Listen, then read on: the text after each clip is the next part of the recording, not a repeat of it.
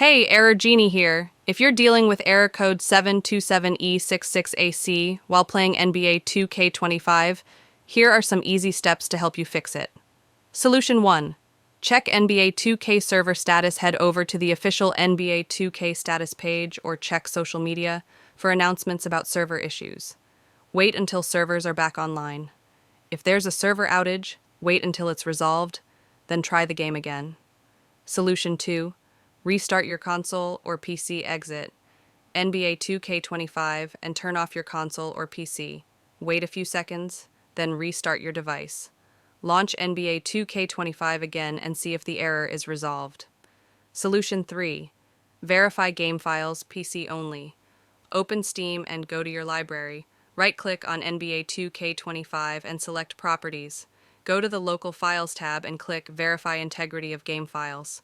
Once complete, restart the game. Solution 4. Switch to a wired connection. Connect via Ethernet instead of Wi-Fi for a more stable connection. Disconnect Wi-Fi, plug in the Ethernet cable, and relaunch the game. Solution 5.